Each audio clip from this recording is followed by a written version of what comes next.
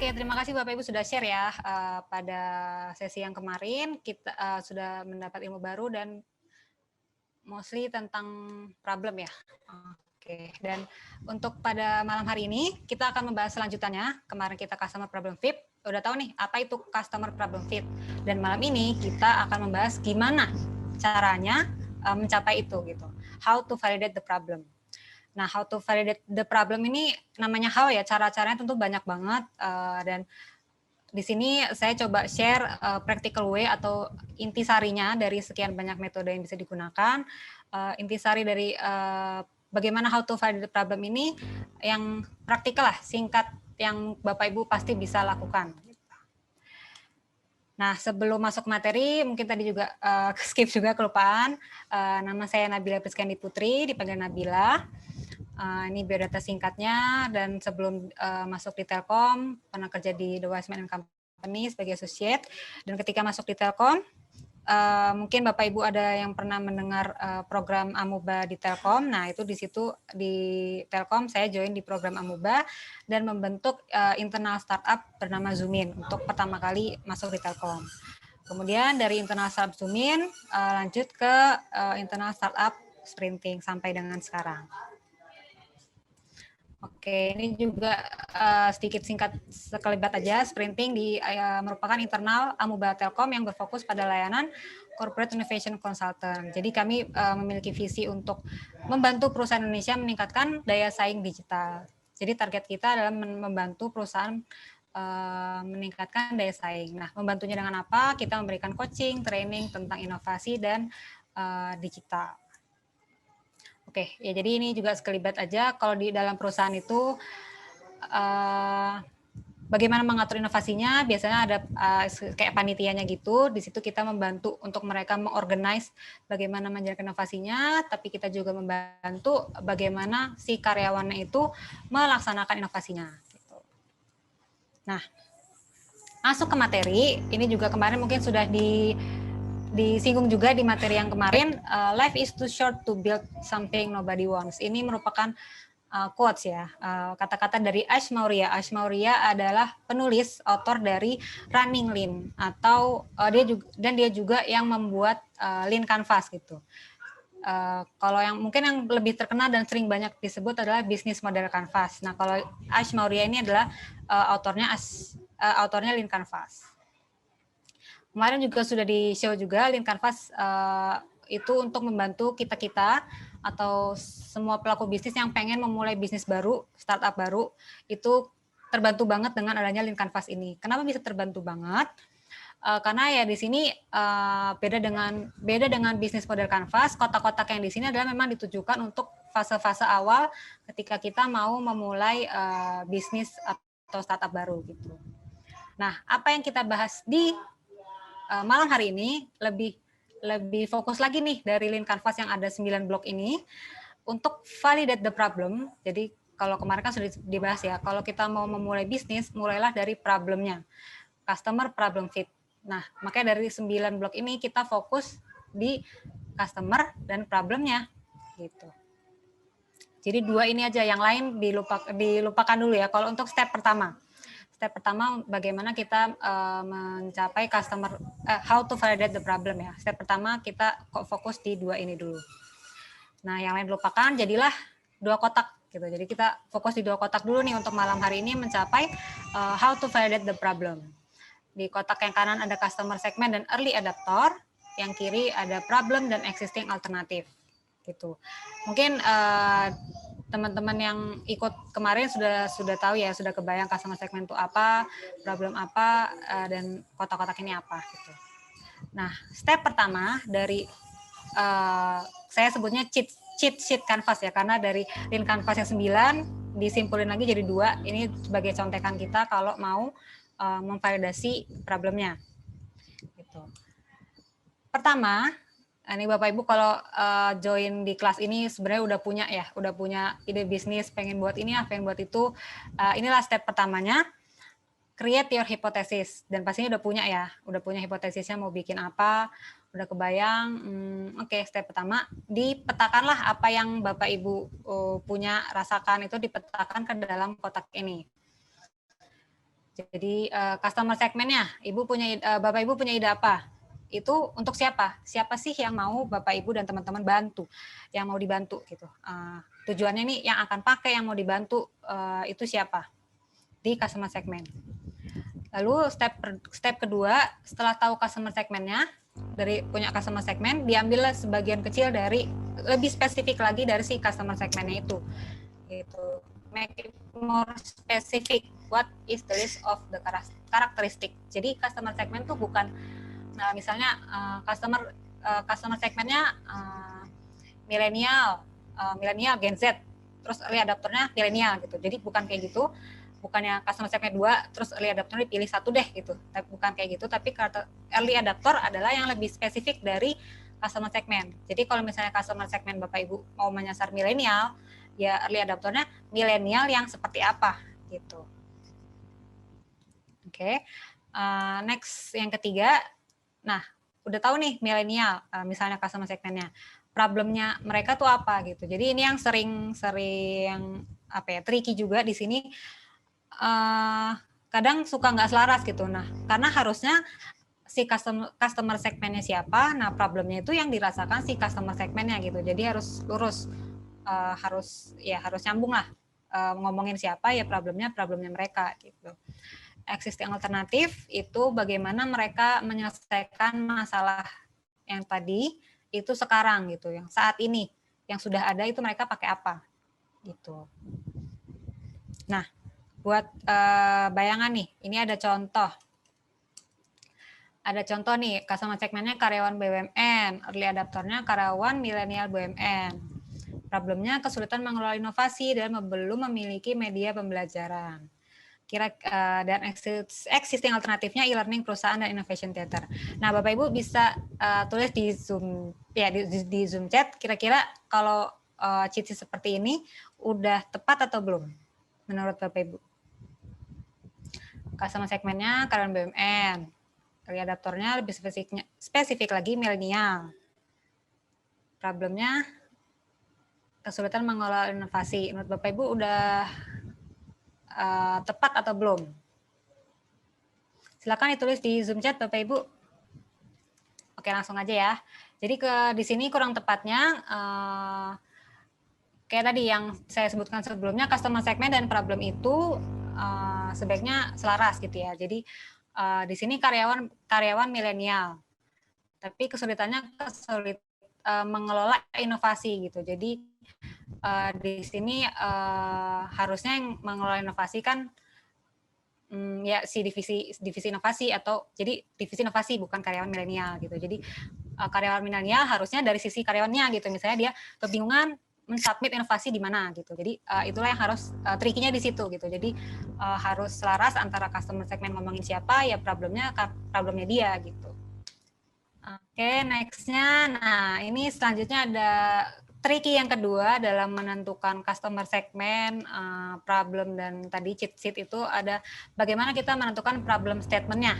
Ini ada menurut Bapak Ibu, ini yang atas 1, yang tengah 2, yang paling bawah 3 ya. Yang problem statement yang paling tepat yang nomor berapa? 1, 2, atau 3? Silakan ditulis di Zoom chat. Menurut Bapak Ibu nih, kalau Bapak Ibu kan sudah punya bayangan, misalnya udah punya bayangan mau punya bisnis apa, terus mau nulis nih, mau mengaplikasikan cheat sheet dan link canvasnya. Nah, kalau mau nulis itu baiknya problem statement seperti apa? Ini ada tricky-nya, kita latihan dulu ya. Nanti ada setelahnya di sini gimana caranya menuliskan problem statement yang paling tepat. Oke, 3 yang paling tepat 3, kebutuhan saksi 1. Ada lagi yang punya pendapat? Problem statement ini maksudnya cara menulis ya, cara menulis kalimatnya yang paling tepat gitu. Kalau menulis problem statement, gimana sih caranya? 1, 2, 3, oke 1, 2, 3. 2, ada lagi? 2. Di sini dari 3 ini yang paling tepat itu adalah nomor 2, Bapak Ibu. Jadi yang namanya problem itu sebaiknya memang dituliskan dari kata apa ya, negatif atau yang sakit hati lah. Emang yang bikin ya masalah itu gitu. Kayak Ya itulah masalahnya gitu. Kalau terjebak macet itu sebuah kondisi gitu. Terus kenapa kalau terjebak macet gitu? Jadi harus lebih apa ya? Ya lebih sedih lah, lebih sakit hatinya tuh di mana gitu. Kalau yang ketiga juga itu kebutuhan transaksi semakin meningkat. Oke, terus kenapa gitu. Jadi lebih di negatifin lagi. Oke, nah tadi kan step pertama kita buat hipotesis dari yang tadi ya, customer segment, early adapter, problem, dan existing alternatif. Ini contoh yang akan dijadikan cerita saya ke depannya ya sampai malam hari ini selesai. Gitu. Jadi dulu ketika tadi kan di awal juga di perkenalan sudah disebutkan bahwa ketika pertama kali masuk Telkom, saya memulai membuat internal startup atau ya inovasi lah itu untuk bernama Zoomin. Itu target kami adalah teknisi IndiHome gitu. Jadi kita ingin meningkatkan performansi konektivitas IndiHome, tapi dengan cara memperbaiki teknisinya dulu nih, sistem kerjanya gitu. Ini ide kita nih, kita waktu itu timnya berlima. Gitu. Ide kita punya ini, oke, ya udah kita buatlah si tentukan customer segment dan kawan-kawannya ini. Kita tentukan customer segmennya, yang pertama adalah supervisor teknisi IndiHome. Jadi teknisi ada level-levelnya, kita menyasar si supervisor ini. Lebih spesifiknya lagi kita nyasar yang di Jakarta Pusat. Oke, untuk awal ya. Terus problemnya menurut ini hipotesis kita ya, hipotesis tim kita itu si supervisor tuh kesulitan manage gangguan gitu. Dia kan yang tugasnya ngatur-ngatur teknisi ya, bagi-bagi tiket gangguan IndiHome ke tim teknisi di bawahnya gitu. Kesulitan karena banyak banget tiketnya karena gangguan tuh tidak bersifat preventif gitu. Jadi ada gangguan baru berangkat gitu. Jadi nggak selesai lah gitu kasarnya. Existing alternatif ya menggunakan tools ada tools internal IndiHome, ada MyIndiHome, Nosa dan kawan-kawannya. Oke, ini hipotesis kita tim pada saat itu tim Zoomin berangkat wawancara dengan membawa hipotesis ini nih dengan targetnya si supervisor teknisi IndiHome. Nah, sempat disebutkan oleh di sesi 1 bahwa kita harus open ended ya, tidak boleh menggiring si yang kita interview kepada solusi kita. Nah, ini ada metodenya. Kita simak video sebentar ya. Ini namanya The Mom's Test. We're told, don't ask your mum if your business idea is a good one. She'll just say yes, because she loves you, of course. The mum test is a set of simple rules for crafting good questions that even your mum can't lie to you about. Let's have 2 conversations and see what we can learn. Mum, I've got a business idea. Can I tell you about it? Of course, dear. You like your iPad, right? Do you use it a lot? Yes. OK. So would you ever buy an app which was like a cookbook for your iPad? And it only cost £20. That's cheaper than your hardbacks on the shelf. Well, and you can share recipes with your friends. And there's an iPhone app which is your shopping list. And videos of that celebrity chef you love. Yes, dear. That sounds amazing. £20 is fine. Will it have pictures of the recipes? Yes, definitely. Thanks, Mum. I'm going to quit my job and put all my savings into my new startup. Won't you have some lasagna? Gimana menurut Bapak Ibu? Menurut Bapak Ibu dari video tadi ada yang salah nggak nih? Dari bagaimana si anaknya mewawancara ibunya. Jadi karena namanya The Mom's Test ya, jadi dia itu lagi wawancara punya ide mau bikin aplikasi masak gitu ya, dia wawancara ibunya nih gitu. Apa yang salah dari video tadi? Bisa di-share di Zoom chat Bapak Ibu dan teman-teman? Oke nih, ada yang mulai menjawab. Kayaknya si anaknya itu terlalu mengarahkan idenya, dia ketimbang menunggu saran or idea dari ibunya. Oke, siap. Terima kasih Ibu Tanti Novianti. Ada saran yang lain, Mbak Nabila? Siap. terlalu diarahkan sepertinya ya Mbak ya di video yang pertama ini, si Iya, ibunya. betul. Oke, iya betul. Jadi tadi si anaknya ya langsung aja to the point. Saya punya solusi, mau nggak? Ibunya, iya deh kayaknya mau deh gitu ya. Namanya juga demam stres ya. Oke, nah nextnya. Jadi kalau dengan metode interview yang seperti tadi, ya ketika selesai interview jadi nggak tahu ini sebenarnya benar apa enggak sih, atau ya karena dia nggak enak gitu sama kita. Jadinya iya aja gitu. Jadi oleh karena itu cara interview yang benar dari demam stres ini kita jangan langsung sebutin atau mengarahkan solusinya ke yang kita interview. Ini ada contoh yang benarnya ya. That conversation led us down the garden path. The mum test is about talking to your customers about their life, not your idea. It's about discussing specifics in the past instead of generics or opinions about the future. It's about talking less and listening more. Let's do it again right this time. Hey, Mum, how's the new iPad? Oh, I love it. I use it every day. What do you usually do on it? Oh, you know, read the news, play Sudoku, catch up with my friends. What's the last thing you did on it? Well, Dad and I are off on holiday. I was looking where to stay. Did you use an app for that? No, I just used Google. What app should I use? How did you find out about the other apps you have? The Sunday paper has a section on the apps of the week. Makes sense. By the way, I saw a couple of new cookbooks on the shelf. Where did those come from? Oh, they're one of those things you just end up getting at Christmas. I think Doreen gave me that one. Haven't even opened it.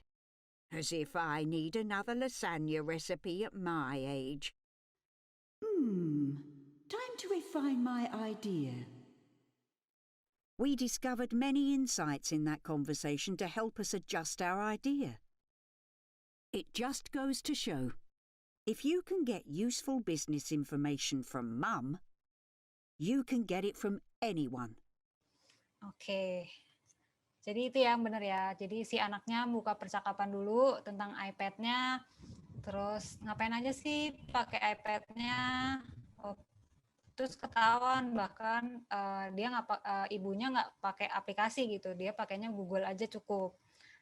Terus buku-bukunya juga ternyata ya nggak dibaca juga, ibunya nggak tertarik untuk mencari resep baru gitu. Jadi si anaknya malah pivot tuh tadi kan di akhir, kayaknya perlu ganti nih idenya gitu, perlu pivot lah, iterasi gitu. Makanya namanya demam test gitu, karena yaitu jangan sampai ya kayak siapa yang kita interview kayak ibu kita iya aja gitu, karena ibu ya jadi nggak enak sama anaknya, iya deh gitu. Gitu, makanya namanya demam test. Nah, jadi step kedua tadi kan customer interview ya, dengan metode di sini Bapak Ibu bisa menggunakan demam test tadi. Nah, si interview menggunakan demam test ini bisa di breakdown lagi. Bapak Ibu di awal bisa buat dulu skrip untuk membantu nih ketika berhadapan dengan customer, pertanyaan seperti apa. Terus role yang kedua juga sebaiknya face to face. Tapi kalau pandemi ini mungkin Zoom bisa gitu ya. Face to face karena ya untuk biar melihat langsung gelagatnya gimana, itu juga menjadi insight buat kita. Terus yang ketiga, don't use survei gitu.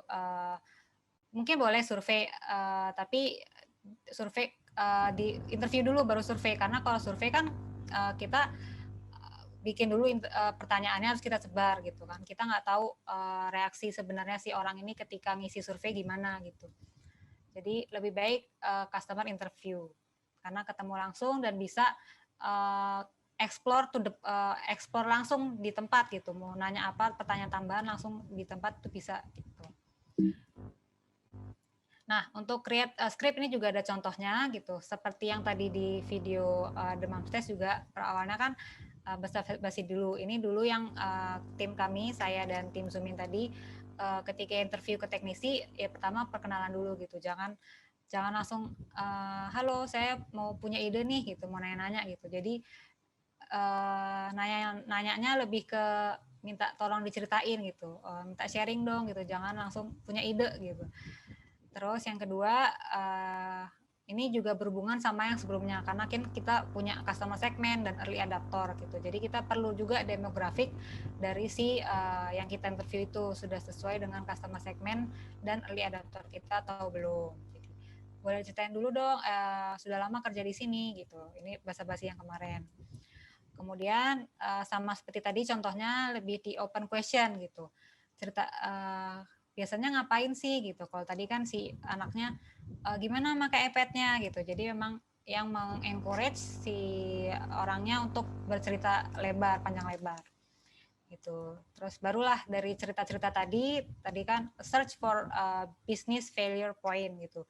Barulah dari sekian banyak cerita peserta tadi, oh nemu nih ada problem gitu. Oh kenapa tuh gitu. Digalilah dari problem-problem itu. Kenapa tuh dan apa yang biasanya Mas lakukan untuk mengatasi hal tersebut. Itu kan untuk dapat existing alternatifnya gitu dan seterusnya. Jadi karena open question bisa langsung dieksplor dan digali-gali sedalam-dalamnya ketika interview tadi. Gitu. Nah, dari hasil interview tadi diupdate lah si cheat sheet yang sudah pada step pertama kan kita sudah punya hipotesisnya. Kita update lah gitu.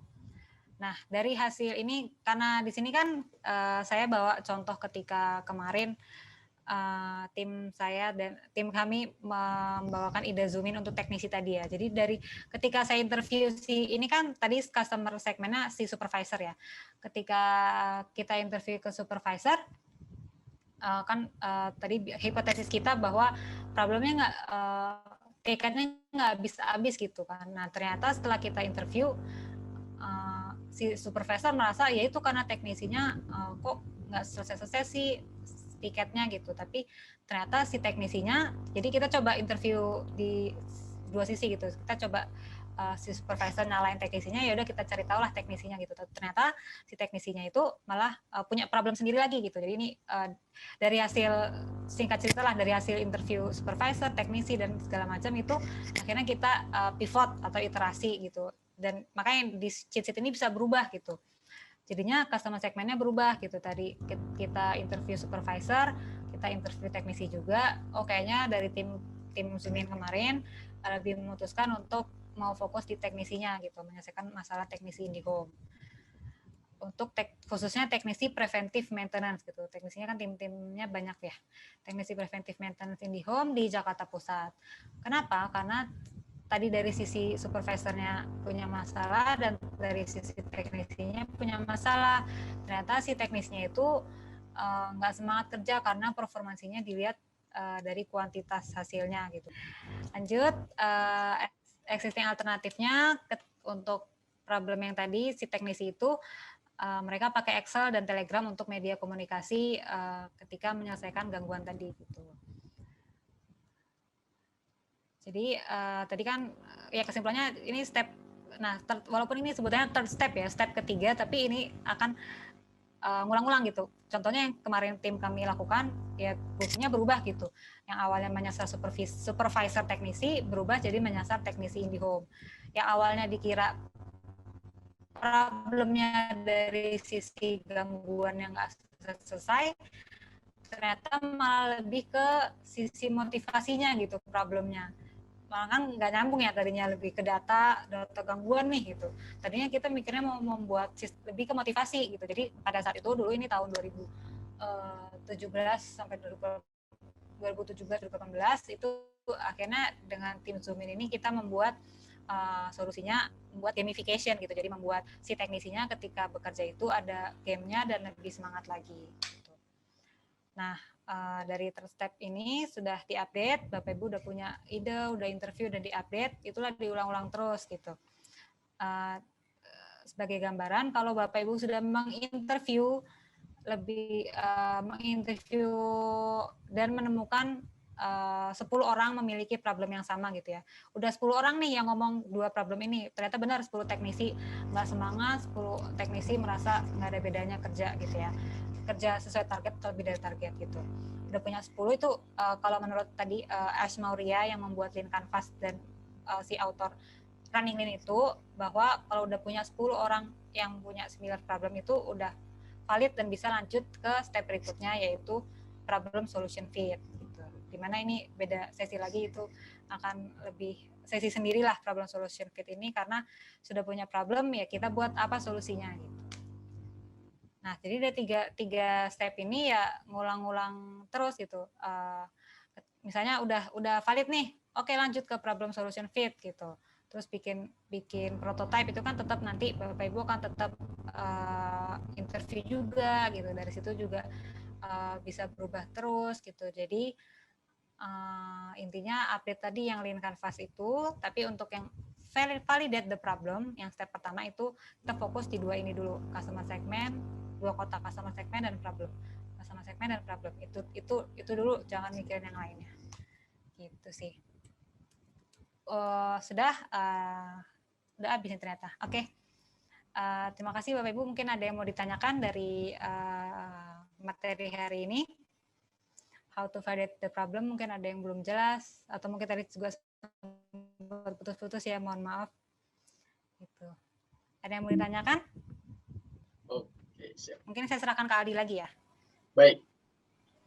Silakan Bapak Ibu sekalian dan rekan-rekan semua, jika ada yang ingin bertanya terkait tema kita, yaitu how to validate the problem, boleh banget nih langsung raise hand aja, mungkin mau mencoba diungkapkan secara lebih detail, atau boleh di chat Zoom ya, dengan format yang sudah ditentukan, yaitu tanya, _ nama Anda, lalu pertanyaannya.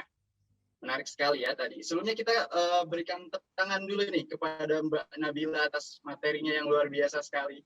Silakan, tepuk tangan digitalnya Bapak Ibu, kita berikan tepuk tangan. Oke, siap. Nah, setelah kita mendengar nih terkait bagaimana cara kita memvalidasi permasalahan terkait customer kita, itu boleh banget nih ditanyakan untuk step selanjutnya seperti apakah ke Mbak Nabila ini, karena beliau ini sudah expert banget nih ya sepertinya tentang tema kita pada malam hari ini, how to validate the problem. Dan sedikit gambaran mungkin karena kemarin kita sudah sebelumnya menentukan ya customer-nya akan seperti apa. Nah, di sini kita akan memvalidasi apakah benar itu permasalahan yang dimiliki oleh si customer. Silakan Bapak Ibu sekalian untuk yang ingin bertanya nih seputar tema kita pada malam hari ini ya. Nah, siap. Sudah ada beberapa pertanyaan. Oke. Siap. Langsung ya dia. Apa dari Bu Fauzia, apakah pada saat menyusun sheet canvas ada pengaruh dengan usia, pola pikir orang yang kita jadikan sebagai sumber?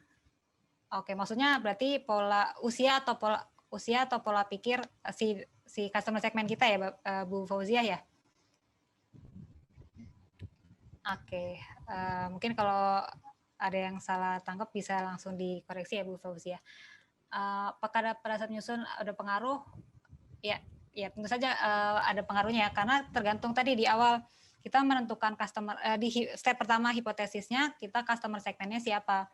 Ya berarti si pola pikir, usia, dan segala demografik yang ada di customer segment itulah yang akan mempengaruhi hasil interview kita gitu. Makanya di awal dihipotesiskan dulu customer segmentnya siapa.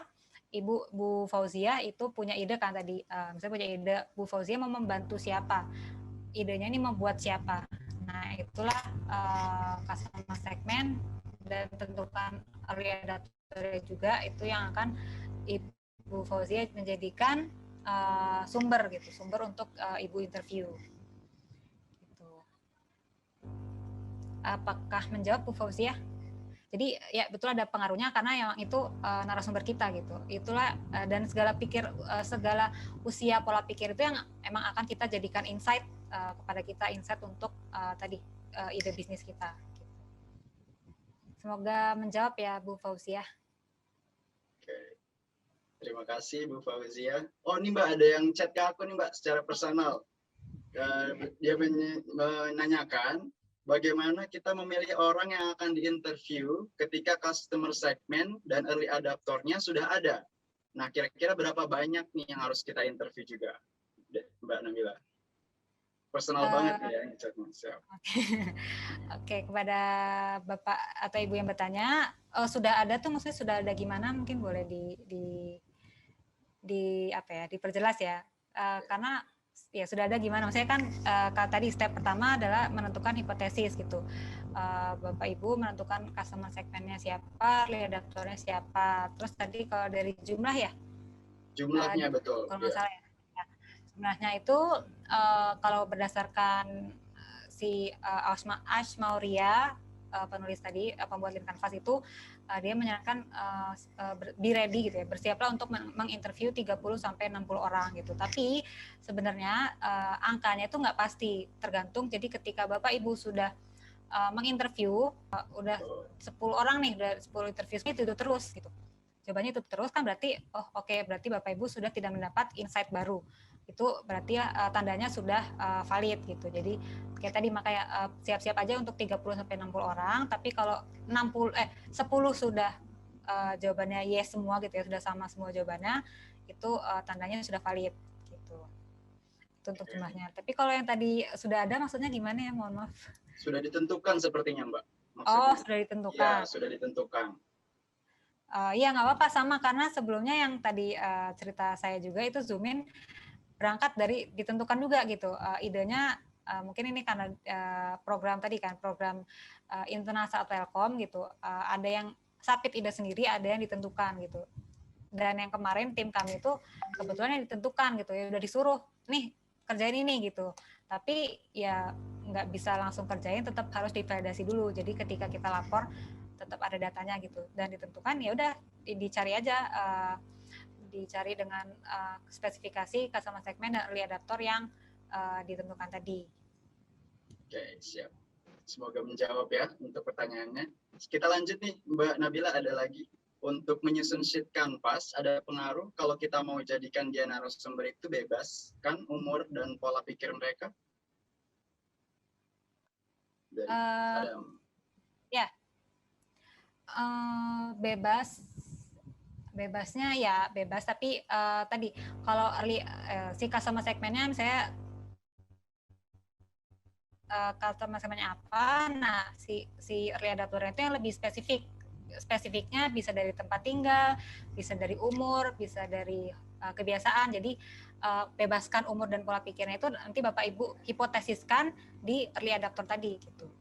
Jadi yang namanya step pertama ya namanya hipotesis ya bebas, tapi dispesifikkan itu tadi bisa dari umur, demografik dan kawan-kawannya.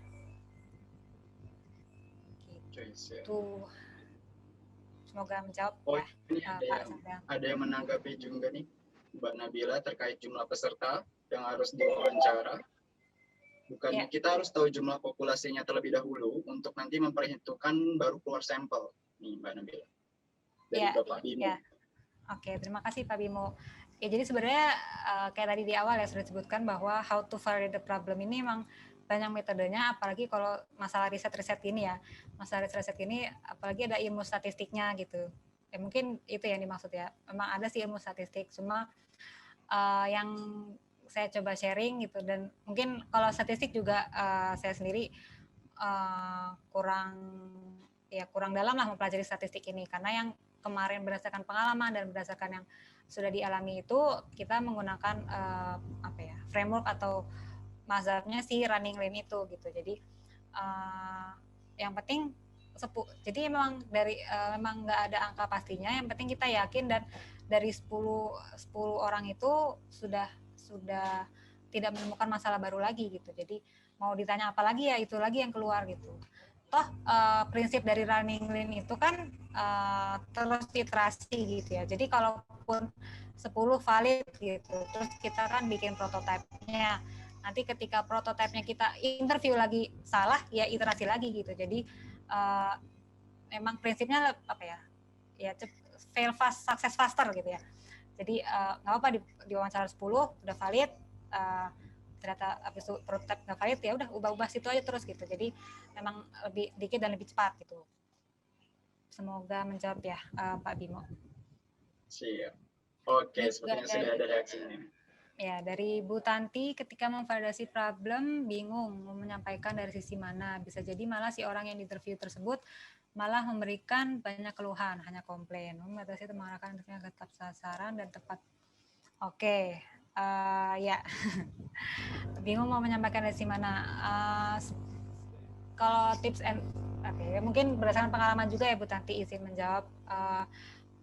Pertama biar nggak kemana-mana, biar nggak kelamaan juga ya kita set waktu dulu. Pertama set waktu dulu dengan si interviewnya, mau ngobrol-ngobrol nih paling sekitar setengah jam gitu. Oke, itu dari pertama dari set waktunya bisa jadi. Terus untuk biar nggak kemana-mana, tadi dari pertanyaan kan memang pertanyaan pertama adalah open question gitu ya. Boleh diceritain dong gitu. Diceritain tentang apa nih? Kalau tadi kan tentang teknisi gitu ya. Nah dari cerita panjang lebar itu barulah Bu Tanti tembak atau fokuskan di yang tadi di contoh di The Moms Test tadi, finding the business failure points gitu. Terus muncul nih dari sekian cerita panjang lebar narasumbernya muncul iya nih komplain, apalagi di sini kan banyak keluhan ya, bagus dong berarti banyak keluhan banyak komplain. Bisa diarahkan satu-satu gitu dari komplain ini apa yang Bapak Ibu lakukan. Nah, di sini juga ada tips juga kalau misalnya Bapak Ibu respondennya komplain doang gitu ya. Iya nih nggak bisa lalala gitu. Terus Bu Tanti bisa nanya, apa yang Bapak Ibu lakukan untuk menghadapi itu gitu. Kalau jawabannya ya udah ya mau gimana lagi. Nah, itu berarti artinya itu bukan pain problem dari si customer gitu, karena dia pasrah gitu, dia komplain doang. Jadi cari yang memang dia benar-benar melakukan sesuatu untuk men-solve problem itu tapi masih belum bisa gitu.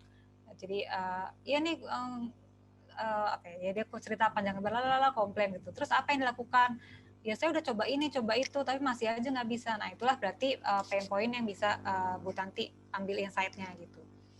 Jadi itu sih triknya, kalau dia nggak ngapa-ngapain berarti itu saya nggak usah dibahas karena itu berarti bukan pain point dari si respondennya gitu. Jadi fokuslah dia yang memang dia udah sakit hati banget, udah melakukan segala macam tapi masih nggak bisa gitu Bu Tanti. Semoga menjawab Bu Tanti ya. Bagaimana jika lanjut ke pertanyaan selanjutnya dari Pak Arsenius. Bagaimana jika interview beberapa orang tapi insight-nya berbeda-beda? Tadi ya mungkin nyambung juga sih dari Bu Tanti. Memang dari kita harus jeli-jeli lah. Dari sekian panjang lebar cerita narasumbernya, kita harus jeli-jeli mana yang mana yang benar-benar pain points si customer-nya gitu. Kalau berbeda-beda ya tadi juga memang harus siap-siap interview, namanya interview ya, harus benar-benar ke lapangan, get out of the building. Interview tadi 30 sampai 60, kalau insight-nya berbeda-beda dicatat aja nggak apa-apa. Dicatat nanti pasti ada yang sama gitu. Sampai menemukan 10 orang yang sama tadi. Heidi Lukman, apakah interview lewat survei seperti menggunakan Google Form itu efektif? Sebenarnya lebih masalah ke kapannya sih. Jadi kalau dari pengalaman kami di Telkom di program Amuba, ketika kita melakukan customer research itu kalau bisa memang pertama interview dulu. Jadi ketika interview tadi kan udah ketemu nih misalnya 10 valid, 10 orang merasakan problem A gitu. Nah, Bapak Ibu pengen nih mau melihat potensi sebenarnya orang ini tuh sebenarnya si masalah ini tuh berapa banyak sih yang mengalami. Nah, itu barulah bisa dibuat Google Form-nya gitu. Jadi mungkin lebih ingin melihat potensi dari problem ini sebanyak apa sih yang merasakan gitu. Kalau dari awal sudah pakai Google Form nanti ya itu tadi pertanyaannya bingung kan mau nanya apa. Kalau udah tahu kan problemnya, ketemu dari 10 orang interview itu udah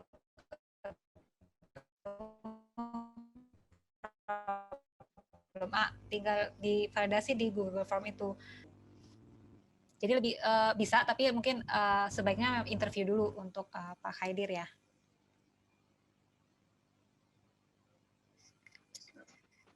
Oke, berarti langkahnya empathize, define, ideate, prototype. Jika gagal, kembali ke langkah ideate atau kembali ke define lagi ya. Itu juga tergantung, ya Bu Anggita ya izin menjawab. Jadi tergantung yang kalau Bu Anggita pernah lihat ini kan berarti desain thinking ya. Desain thinking itu kan nggak linear ya, bisa bolak-baliknya kemana aja, dari prototype bisa ke ideate, bisa ke define, tergantung yang mana yang butuh iterasinya gitu. Kalau dari define-nya problemnya udah benar, define-nya udah nggak perlu iterasi, tinggal ideate-nya yang diganti, nggak apa-apa balik ke ideate dulu gitu, nggak harus ke define lagi. Seperti itu. Bagaimana Bapak Ibu? Apakah ada pertanyaan lain atau apakah tadi jawaban-jawabannya kurang memuaskan nih? Boleh banget di chat lagi. Siap. Masih menampung ya kita Mbak Nabila atau bagaimana? Siap. Ya open sih. Kalau ada yang mau ditanyakan silakan Bapak Ibu. Boleh. Siap.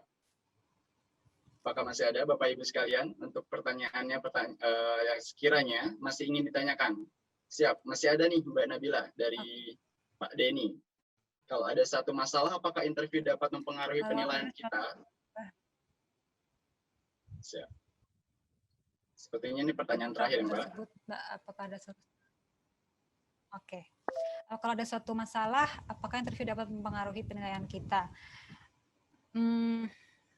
Kalau bisa ya jangan ya, karena kan kita jangan sampai kita ego kita pengen membawa ego kita pengen membawa agar si interview ini setuju sama kita gitu. Jadi kalau ada suatu masalah, jadi ketika interview jangan sampailah subjektifnya ke bawah gitu. Jadi kalau seobjektif mungkin gitu ya. Jadi memang ya bisa gitu. Ketika dengerin cerita panjang lebar, bawaannya pengen lu pengen nanya bener nggak sih gitu, tapi ya itulah skill sabar juga, skill komunikasi, gimana caranya biar nggak menggiring dan nggak memojokkan juga gitu. Jadi memang bisa dapat mempengaruhi, tapi kalau bisa seobjektif mungkin ya Pak Denny Chandra gitu. Oke, sebelumnya kita berikan tepuk tangan digital dulu kepada Mbak Nabila. Terima kasih banyak atas materi yang sungguh luar biasa. Semoga atas insight-insight-nya, atas pengetahuannya dan sharing pengalamannya, kita semua dapat menemukan langkah baru nih, bagaimana cara memvalidasi permasalahan yang akan kita lakukan terkait customer segment kita. Terima kasih sekali lagi Mbak Nabila atas waktunya. Semoga kita semua dapat mengimplementasikannya ke tahap selanjutnya ya Mbak Nabila ya. Oke. Ya, sama-sama. Terima kasih juga. Beri tepuk tangan digital lagi silakan Bapak Ibu sekalian kepada Mbak Nabila. Oke, siap.